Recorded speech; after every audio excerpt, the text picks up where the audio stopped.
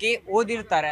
ಇದು ನಷ್ಟ ಆಗಿದೆ, ವಿದ್ಯಾರ್ಥಿ ಸಮೂಹಕ್ಕೆ ನಷ್ಟ ಆಗಿದೆ ಹೊರತು ಯಾವುದೇ ರಾಜಕಾರಣಿ ಕುಟುಂಬಕ್ಕಾಗಲಿ ರಾಜಕಾರಣಿ ಮಕ್ಕಳಿಗಾಗಿ ಅದು ಅನ್ಯಾಯವಾಗಿಲ್ಲ.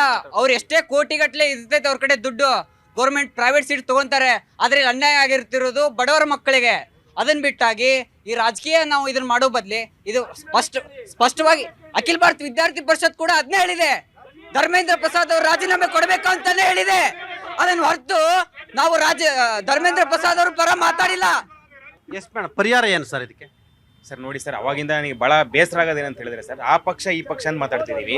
ಕಳೆದ 10 ವರ್ಷದಲ್ಲಿ 1 ಲಕ್ಷ ವಿದ್ಯಾರ್ಥಿಗಳು ಆತ್ಮಹತ್ಯೆ ಮಾಡ್ಕೊಂಡಿದ್ದಾರೆ. ಆಮೇಲೆ ಇಡೀ ದೇಶದಲ್ಲಿ ನಮಗೆ ಗೊತ್ತು, ಕೋಟಾ ಅಂತ ಹೇಳಿದ್ರೆ ಸೂಸೈಡ್ ಸೆಂಟರ್ ಆಗೋಗಿದೆ. ಅಲ್ಲಿ ನಾವು AIDS ಅಂತ ಹೇಳೋದು ಎಂಟೈರ್ ಈ ನ್ಯಾಷನಲ್ ಟೆಸ್ಟಿಂಗ್ ಏಜೆನ್ಸಿಯಿಂದ ಏನು ಲಾಸ್ಟ್ 10 ವರ್ಷದಲ್ಲಿ ಎಕ್ಸಾಮ್ಸ್ ಆಗಿದೆ, 70-80 ಪೇಪರ್ಗಳು ಲೀಕ್ ಆಗಿದೆ, 70-80 ಎಕ್ಸಾಮಿನೇಷನ್ ಪ್ಯಾಟರ್ನ್ಗಳು ಲೀಕ್ ಆಗಿದೆ. ಅದರಿಂದಾಗಿ ಲಕ್ಷಾಂತರ ಜನ ವಿದ್ಯಾರ್ಥಿಗಳು ಸಂತ್ರಸ್ತರಾಗಿದ್ದಾರೆ, ನೋವನ್ನು ಅನುಭವಿಸ್ತಾ ಇದ್ದಾರೆ, ಪೋಷಕರು ನೋವಲ್ಲಿದ್ದಾರೆ. ಇವತ್ತು ನಾವು ಅವ್ರಗಳ ಜೊತೆ ನಿಂತ್ಕೋಬೇಕು. ಅಷ್ಟೇ ಅಲ್ಲ, ಆಸ್ ಎ ಸಿಸ್ಟಮ್ ನಾವೆಲ್ಲರೂ ಕೂಡ ಫೇಲ್ಯೂರ್ ಆಗಿದ್ದೀವಿ. ನಮಗನ್ಸುತ್ತೆ ಅಲ್ಲಿ ಒಂದು ತನಿಖೆ ನಡೀಬೇಕು, ಸೀರಿಯಸ್ ತನಿಖೆ ನಡೆದು ಯಾರೆಲ್ಲ ಇನ್ವಾಲ್ವ್ ಆಗಿದ್ದಾರೆ ಅವ್ರಿಗೆ ಶಿಕ್ಷೆ ಆಗಬೇಕು. ಅದ್ರ ಜೊತೆಗೆ ಸರ್ಕಾರನೇ ಖುದ್ದಾಗಿ ಜವಾಬ್ದಾರಿ ತಗೊಂಡು ತಾನು ನಡೆಸಬೇಕು. ಎಕ್ಸಾಮ್ನ ಔಟ್ಸೋರ್ಸ್ ಮಾಡಬಾರ್ದು, ಯಾವುದೇ ರೀತಿಯಂತ ಔಟ್ಸೋರ್ಸಿಂಗ್ ಮಾಡಬಾರ್ದು. ಇಡೀ ದೇಶ ನಡೆಸ್ತಾರೆ ಸರ್ಕಾರ, ಇಡೀ ರಾಜ್ಯ ನಡೆಸ್ತಾರೆ, ಯಾಕೊಂದು ಎಕ್ಸಾಮ್ ನಡೆಸೋದಕ್ಕಾಗಲ್ಲ? ಇದನ್ನ ನಾವು AIDS ಅಂತ ಬೇಡಿಕೆ ಮಾಡ್ತಾ ಇದೀವಿ ಸರ್. ಯಾವುದೇ ಸೆಂಟ್ರಲೈಸ್ ಎಕ್ಸಾಮಿನೇಷನ್ ನಾವು ಕಂಡಮ್ ಮಾಡ್ತೀವಿ.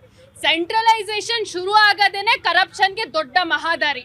ನೀಟ್ ಆಗ್ಲಿ ಅಥವಾ ಎನಿ ಸೆಂಟ್ರಲೈಸ್ಡ್ ಎಕ್ಸಾಮು ಅದ್ರ ವಿರುದ್ಧ ನಾವಿದ್ದೀವಿ ಸರ್. ನಮಗನ್ಸುತ್ತೆ ಸೆಂಟ್ರಲೈಸ್ ಎಕ್ಸಾಮಿನೇಷನ್ ಅವ್ರು ತಂದಿದ್ದೇನೆ ಕರಪ್ಷನ್ ಮಾಡೋದಕ್ಕೆ.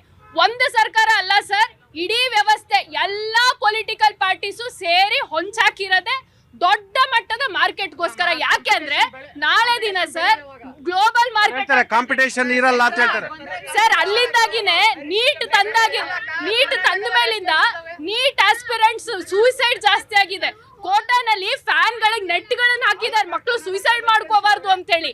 ಕಳೆದ 10 ವರ್ಷದಲ್ಲಿ 70% ಸೂಸೈಡ್ಸ್ ಆಗಿರೋದು ಎಲ್ಲ ಕಾಂಪಿಟೇಟಿವ್ ಎಕ್ಸಾಮ್ಸ್ಗೋಸ್ಕರ ಬರ್ದಿರೋಂಥ ಟೀನೇಜ್ ಮಕ್ಕಳದು. ಈಗ ಈ ಟೀನೇಜ್ ಮಕ್ಕಳ ಹತ್ಯೆ ನಡೀತಾ ಇದೆಯಲ್ಲ ನೀಟ್ ಹೆಸರಿನಲ್ಲಿ, ಸೆಂಟ್ರಲೈಸ್ಡ್ ಎಕ್ಸಾಮ್ ಹೆಸರಲ್ಲಿ, ಕೋಚಿಂಗ್ ಸೆಂಟರ್ಗಳ ದಂಧೆನಲ್ಲಿ, ಈ ದಂಧೆಗೆ ಯಾರು ಹೊಣೆಗಾರರು ಸರ್? ಇದ್ರಲ್ಲಿ ಯಾರು ಹೊಣೆಗಾರರು ಬ್ರದರ್? ಏನು ಹೇಳ್ತಾ ಇದ್ರಿ, ಯಾರು ಹೊಣೆಗಾರರು ಸರ್? ಅದೇ ಇವಾಗ ಅಕ್ಕ ಅವ್ರು ಹೇಳಿದ್ರು ಸೆಂಟ್ರಲ್ ಎಕ್ಸಾಮ್ಸ್ ಇದನ್ನ ಮಾಡಬಾರ್ದು, ಕರಪ್ಷನ್ಗೆ ಇದಾಗುತ್ತೆ ಅಂತ ಹೇಳಿ. ಇವಾಗ ಕರ್ನಾಟಕದ ಒಂದು ಉದಾಹರಣೆ, ಕರ್ನಾಟಕದಲ್ಲಿ ಎಷ್ಟು ಎಮ್ಸ್ ಇದಾವೆ? ಒಂದೂ ಇಲ್ಲ. ಇವಾಗ ವಿದ್ಯಾರ್ಥಿಗಳಿಗೆ ಒಳ್ಳೆ ಎಜುಕೇಶನ್ ಸಿಗ್ಬೇಕಂತಂದ್ರೆ ಆಗ್ಲೇ ಅಣ್ಣವ್ರು ತುಂಬಾ ಚೆನ್ನಾಗಿ ಹೇಳಿದ್ರು, ಶಿಕ್ಷಣ ಪದ್ಧತಿನೇ ಹಾಳಾಗ್ಬಿಟ್ಟಿದೆ ಅಂತಂತೇಳಿ. ವಾಪಸ್ ನಾವು ಮತ್ತೆ ಮೆಕಾಲಿಯನ್ನು ಹಳೆ ಪದ್ಧತಿ, 100 ವಿಶ್ವವಿದ್ಯಾಲಯಗಳು ನಮ್ಮ ಭಾರತದಲ್ಲಿ ಯಾವ ತರ ಇರಬೇಕು ಅಲ್ಲ. ವಾಪಸ್ ಇವಾಗ ನಾವು ನೀವು ನೋಡಿ ಯಾವ ತರ ಇರ್ಬೇಕು? ಇವಾಗ 100 ವರ್ಷಗಳ ಹಿಂದೆ ಯಾವ ರೀತಿ ಗುರುಕುಲ ಸಿಸ್ಟಮ್ ಇತ್ತು ಅದೇ ರೀತಿ ಹೋಗ್ತಿದೀವಿ, ಮತ್ತೆ ಆ ರೀತಿ ಪರಿವರ್ತನೆಗೊಳ್ತಿದೀವಿ. ನಾವು ಇವತ್ತು ಯಾವ ಯುಗದಲ್ಲಿ ಇದೀವಿ ನಾವು ಹೇಳಿ? ಅದೇ ಸರಿ, ಇವಾಗ ಯಾವ ಯುಗದಲ್ಲಿ ಇದೀವಿ ನಾವು ಇವತ್ತು ಕಾಂಪಿಟೇಷನ್ ಮಾಡ್ಬೇಕು. ನಾವು ಯುರೋಪ್ ಜೊತೆ ಕಾಂಪಿಟೇಷನ್ ಮಾಡಬೇಕು, ಪಕ್ಕದ ಚೈನಾ ಜೊತೆ ಕಾಂಪಿಟೇಷನ್ ಮಾಡಬೇಕು, ಆಯ್ತಾ? ನೀವು ಇವ್ರು ಹೇಳ್ತಾರೆ ಸರ್ 100 ವರ್ಷ ಹಿಂದಿನಿಂದ ಶಿಕ್ಷಣಕ್ಕೆ ಹೋಗ್ಬೇಕು ಅಂತ ಹೇಳಿದ್ರೆ ಏನ್ ಶಿಕ್ಷಣ ವ್ಯವಸ್ಥೆ ಅಂದ್ರೆ ಏನಂತ ತಿಳ್ಕೊಬಿಟ್ಟಿದ್ರೆ ಸ್ವಾಮಿ? ನಾವು ಯಾವತ್ತೇ ಇದ್ರು ಕೂಡ ಮೆರಿಟ್ ಸಿಸ್ಟಮ್ ಮೇಲೆ ಎಜುಕೇಶನ್ ಸಿಸ್ಟಮ್ ನಡಿಬೇಕು. ಇವರು ಯಾರು NSU ಅವರು ಆಗ್ಲೇ ಹೇಳ್ತಾ ಇದಾರೆ ಏನಂತ, ಅಲ್ಲ ಒಂದ್ ನಿಮಿಷ, ಏನಂತಾರೆ ಬಿಜೆಪಿ ಕಾಲದಲ್ಲಿ ಇಷ್ಟು ಲೀಕ್ ಆಯ್ತು ಕ್ವಶನ್ ಪೇಪರ್ಗಳು, ಕಾಂಗ್ರೆಸ್ ಕಾಲದಲ್ಲಿ ಇಷ್ಟ ಆಯ್ತು ಅಂತ. ಅಲ್ಲ, ನೀವು ಒಂದು ರಾಜಕೀಯ ಪಕ್ಷದ ಚೇಲಗಳ ತರ ವರ್ತಿಸೋದಕ್ಕೋಸ್ಕರ ನೀವುಗಳು ಇಷ್ಟ ಆಗಿದ್ದು ಅಷ್ಟಾಗಿದ್ದು ಕ್ವಶನ್ ಪೇಪರ್ ವಿದ್ಯಾರ್ಥಿಗಳ ಪರವಾಗಿ ಧ್ವನಿ ಎತ್ತಿ, ನೀವು ವಿದ್ಯಾರ್ಥಿಗಳ ಪರವಾಗಿ ಧ್ವನಿ ಎತ್ತಿ. ಏನಕ್ಕೆ ಯಾವ ಪಕ್ಷ ಆ ಪಕ್ಷ ಅಂತ ನೀವು ವಿದ್ಯಾರ್ಥಿ ಸಂಘಟನೆಯವರು ವಿದ್ಯಾರ್ಥಿಗಳ ಪರವಾಗಿ ಮಾತಾಡಿ. ನೀವು ನಮ್ಮ ಕಾಲದಲ್ಲಿ ಹಿಂಗಾಗಿತ್ತು, ನಿಮ್ ಕಾಲದಲ್ಲಿ ಹಿಂಗಾಯ್ತು ಅನ್ನೋದನ್ನೆಲ್ಲ ಮಾತಾಡ್ಬೇಡಿ ನೀವು, ಆಯ್ತಾ? ಆಮೇಲೆ ಸರಿ ಆಯ್ತು, ಮೆರಿಟ್ ಸಿಸ್ಟಮ್ ಬರೋಣ. ಅಲ್ಲ ಒಂದ್ ನಿಮಿಷ, ಒಂದ್ ನಿಮಿಷ, ಹೌದೌದು. ಅಲ್ಲ, ಕೋಚಿಂಗ್ ಮಾಫಿಯಾ, ಕೋಚಿಂಗ್ ಮಾಫಿಯಾ ಬಗ್ಗೆ ಮಾತಾಡ್ತಿರಲ್ಲ. ಈ ಕರ್ನಾಟಕದಲ್ಲಿ ನೀಟ್ ಎಕ್ಸಾಮ್ಗೆ ಕೋಚಿಂಗ್ ಮಾಫಿಯಾ ಯಾರು ಮಾಡಿರೋದು? ನಿಮ್ಮದೇ ಶಾಸಕರಾದ ಪ್ರದೀಪ್ ಈಶ್ವರ್ ಅವ್ರದ್ದು ನೀಟ್ ಅಕಾಡೆಮಿ. ಈಗ ನಿಮ್ಮ ಬಿಜೆಪಿ ಅವ್ರದ್ದು ಇದೆ ಕೋಚಿಂಗ್ ಇದೆಯಲ್ಲ, ಕೋಚಿಂಗ್ ಸೆಂಟರ್. ಅವರು ನಿಮ್ಮ ಸಿಂಪಥೈಸರ್ ಬಿಜೆಪಿಯಲ್ಲಿ ನ್ಯಾಯ ಕೊಡಿಸ್ಬೇಕಂತ ಬರ್ತಿರೋ ಒಂದು ಹೊರತು ಯಾವುದೇ ರಾಜಕೀಯ ಪಕ್ಷಕ್ಕೆ ಸಂಬಂಧಪಟ್ಟಿಲ್ಲ. ನಮ್ಮ ಉದ್ದೇಶ ಸ್ಪಷ್ಟವಾಗಿದೆ. ನೀಟ್ ಪರೀಕ್ಷೆನ ಯಾರೇ ಲೀಕ್ ಮಾಡಿದಾರಲ್ಲ ಅವ್ರ ಗಲ್ಲು ಶಿಕ್ಷೆ ಹಾಕಿ ವಿದ್ಯಾರ್ಥಿಗಳ ಕಡೆ. S madam. ಸರ್ ಇವಾಗ ದಯವಿಟ್ಟು ಸ್ಟೂಡೆಂಟ್ಸ್ ಅಲ್ವಾ ನೀವು? ಸೈಲೆಂಟ್ ಇರ್ಬೇಕಲ್ವಾ? Yes madam. ಸರ್ ಅವರು ಸೆಂಟ್ರಲೈಸೇಷನ್ ಆಫ್ ಎಕ್ಸಾಮ್ಸ್ ಬೇಕು ಅಂದಾಗ ಸೆಂಟ್ರಲೈಸೇಷನ್ ಆಫ್ ಎಜುಕೇಶನ್ ಕೂಡ ಇರಬೇಕು. ICSE, CBSE, ಸ್ಟೇಟ್ ಬೋರ್ಡ್ ಅಂತ ಇರುತ್ತೆ. ಕನ್ನಡ ಮೀಡಿಯಂ ಸ್ಟೂಡೆಂಟ್ಸ್ ಇರ್ತಾರೆ, ಆಂಧ್ರದಲ್ಲಿ ತೆಲುಗು ಮೀಡಿಯಂ ಸ್ಟೂಡೆಂಟ್ಸ್ ಇರ್ತಾರೆ. ಎಲ್ಲರಿಗೂ ಒಂದೇ ಇಂಗ್ಲಿಷ್ ಮೀಡಿಯಂ ಎಕ್ಸಾಮ್ ಇಕ್ತಿದ್ದಾರೆ ಅಂದ್ರೆ ಅಂತ ನೀಟ್ ಎಕ್ಸಾಮು ಮೆರಿಟ್ ಅಂತ ಮಾತಾಡಿದ್ರು ಅವರು. ಮೆರಿಟ್ ಬಡವ್ರಿಗೆ ಸಿಗ್ತಾಯ್ತಾ? ಅಲ್ಲಿ ಕಾಸು ಕೊಟ್ಟು ನಾನು ಕೋಚಿಂಗ್ ಸೆಂಟರ್ ಅಲ್ಲಿ ಲಕ್ಷ ಕಾರ್ ಸುಡಿಸ್ಬಿಟ್ಟು ನಾನು ಆ ಕೋಚಿಂಗ್ ತಗೊಂಡು ಮತ್ತೆ ಅಲ್ಲಿ ಎಕ್ಸಾಮ್ ಪಾಸ್ ಆದ್ರೆ ಮಾತ್ರ ನನ್ಗೆ ಅಲ್ಲಿ ಮೆರಿಟ್ ಸೀಟ್ ಸಿಕ್ಕೋದು. ಅಂದ್ರೆ ಕಾಸಿರೋಂಗ್ ಮೆರಿಟ್ ಸಿಗ್ತೈತೆ ಅಲ್ಲಿ. ಬಡವರು ಯಾರು ಕೋಚಿಂಗ್ ತಗೊಂತಾರೆ ಸರ್? ಇವಾಗ ಕೋಚಿಂಗ್ ಸೆಂಟರ್ಸ್ ಅಲ್ಲಿ ಎಷ್ಟೆಷ್ಟು ಫೀಸ್ ಇದಾವೆ. ಸೊ ನಾವು ಕೋಚಿಂಗ್ ಸೆಂಟರ್ ಅನ್ನೋದೇ ಒಂದು ಮಾಫಿಯಾ. ಲಕ್ಷಾಂತರ ರೂಪಾಯಿ ದುಡ್ಡು ವಸೂಲಿ ಮಾಡ್ತಾರೆ, ವರ್ಷಗಟ್ಲೆ ಅವರಿಗೆ ಹೇಳ್ಕೊಡ್ತಾರೆ. ಆ ಮಕ್ಕಳು ಪಾಪ ದಿನದಲ್ಲಿ 18 ಅವರ್ ಓದ್ತಾರೆ. ಈ ಥರ ನೀಟ್ ಅಂತಲ್ಲಿ ಚೀಟ್ ಆದರೆ ಮಕ್ಕಳ ಪರಿಸ್ಥಿತಿ ಏನಾಗಬೇಕು? ಆ ಸಾಲ ಮಾಡಿ ದುಡ್ಡು ತಂದಿರ್ತಕ್ಕಂಥ ಮಕ್ಕಳನ್ನ ಡಾಕ್ಟ್ರು ಮಾಡ್ಬೇಕಂತೇಳಿ ಕನ್ಸ್ಕೊಂಡಿರ್ತಕ್ಕಂಥ ಪೋಷಕರ ಕತೆ ಏನಾಗಬೇಕು?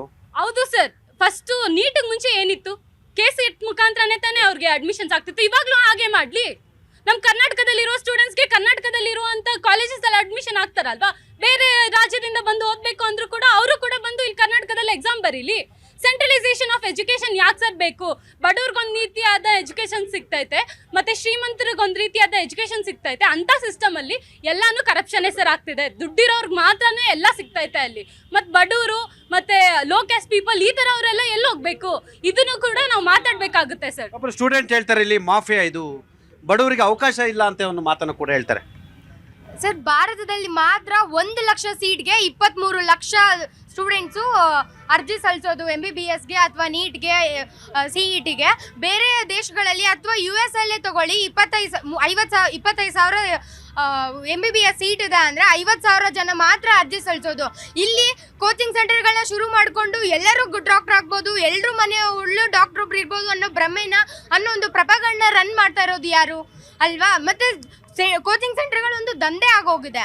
ಈಗಾಗಲೇ ನೀಟ್ ಆಯಿತು, ನೀಟಿಂದ ಟ್ರಾನ್ಸ್ಪರೆನ್ಸಿ ಇಲ್ಲ ಅಂತ OMR ಆಯಿತು, OMR ಅಲ್ಲಿ ಕರೆಕ್ಷನ್ ಇದೆ ಅಂತ ಕಂಪ್ಯೂಟರ್ ಅಲ್ಲಿ ಹಸ್ತಕ್ಷೇಪ ಮಾಡೋಕ್ಕೆ ಶುರು ಮಾಡಿದ್ರು. ಆ ಟ್ರಾನ್ಸ್ಪರೆನ್ಸಿ ಪ್ರತಿ ಹಂತದಲ್ಲೂ ನಾವು ಟ್ರಾನ್ಸ್ಪರೆಂಟಿಗೆ ಹೋರಾಡಬೇಕು ಅಂದರೆ ನಿಮ್ಮ ಹೊಣೆಗಾರಿಕೆ ಏನು? ನೀವೇನು ಮಾಡ್ತಿದ್ದೀರಾ? ಪ್ರತಿಯೊಂದರಲ್ಲೂ ವಿದ್ಯಾರ್ಥಿಗಳು ಬಂದು ಕಣ್ಣೀರು ಹಾಕಬೇಕು, ವಿದ್ಯಾರ್ಥಿಗಳು ಬಂದು ಪ್ರಶ್ನೆ ಮಾಡಬೇಕು ಅಂದರೆ ನಿಮ್ಮ ಹೊಣೆಗಾರಿಕೆ ಏನು? ಏನು ಮಾಡ್ತಿದ್ದೀರಾ? ನಮ್ಗೆ ಇದಕ್ಕೆ ಒಂದು ಉತ್ತರ ಬೇಕೇ ಬೇಕು.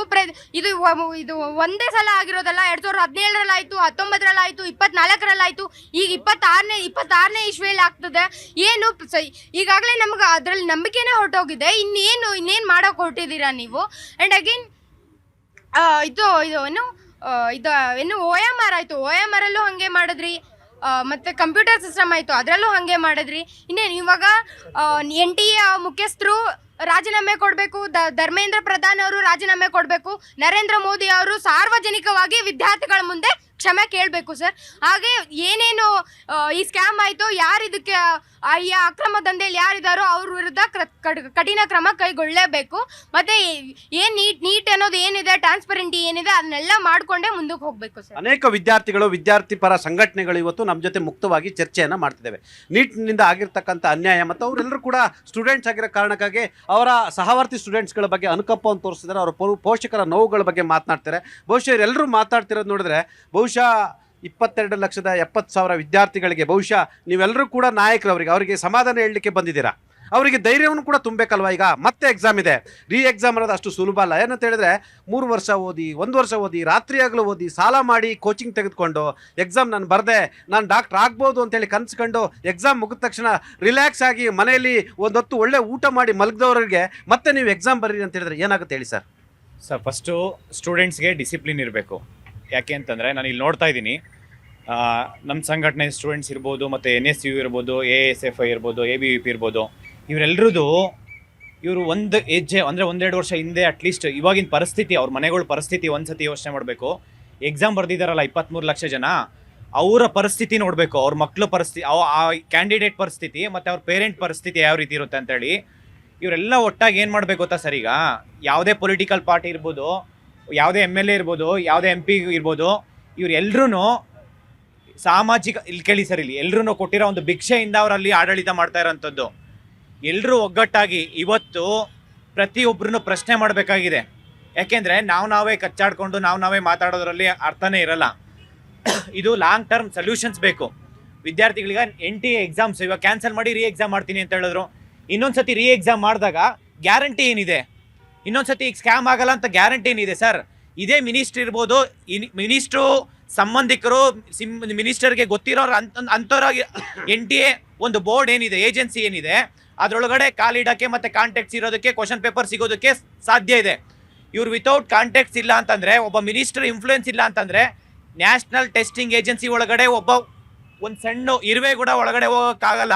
ಆ ಒಂದು ಕಾಂಟ್ಯಾಕ್ಟ್ಸ್ ಇಟ್ಕೊಂಡು ಇವರು ಸಂಬಂಧಿಕರು ಕೋಟಿ ಅಂದರೆ ಕ್ವಶನ್ ಪೇಪರ್ ತೊಗೊಂಡು ವಾಟ್ಸಪ್ ಗ್ರೂಪ್ ಮಾಡಿಕೊಂಡು ಒಂದೊಂದು ಕ್ವಶನ್ ಬೇಕು. ಆ ವಾಟ್ಸಪ್ ಗ್ರೂಪ್ ಜಾಯ್ನ್ ಆಗಬೇಕಂದ್ರೇ ಫಸ್ಟೇ ನೀವು 30,000 50,000 ಮೆಂಬರ್ಶಿಪ್ ಫೀಸ್ ಪೇ ಮಾಡಬೇಕು. ಒಂದು ಮೆಡಿಕಲ್ ಕ್ವಶನ್ ಪೇಪರ್ ಸಿಗಬೇಕಂತಂದರೆ ನೀವು ಅದರಲ್ಲಿ ಆ ಕ್ವಶನ್ ಪೇಪರ್ ತೊಗೊಂಡಾದ್ಮೇಲೆ ಇವರು ಸೋಷಿಯಲ್ ಮೀಡಿಯಾದಲ್ಲಿ ವಾಟ್ಸಪ್ಪು ಟೆಲಿಗ್ರಾಮಲ್ಲಿ ಲಕ್ಷ ದುಡ್ಡಿಗೆ ಮಾರ್ಕೊಂಡು ಇವರು ದುಡ್ಡು ಮಾಡ್ಕೊತಿದ್ದಾರೆ ಅಂತಂದರೆ, ಪ್ರಾಮಾಣಿಕವಾಗಿ ಓದ್ತಾ ಇರೋಂಥ ಅಭ್ಯರ್ಥಿಗಳಿಗೆ ಇವತ್ತು ರೋಡ್ಗೆ ಬಂದಿರೋ ಪರಿಸ್ಥಿತಿ ಇದೆ. ಇವತ್ತು ರಾಜಕೀಯ ವ್ಯಕ್ತಿಗಳು MLA ಆಗಿರ್ಬೋದು, ಮಿನಿಸ್ಟರ್ಸ್ ಇರ್ಬೋದು, ಇವ್ರನ್ನೆಲ್ಲ ಒಳಗೊಂಡಂತೆ ಇವರು ಅದೇ RCB ರ್ಯಾಲಿ ಮಾಡ್ಬೇಕಂತ ಹೇಳ್ಬಿಟ್ಟು ವಿಧಾನಸೌಧ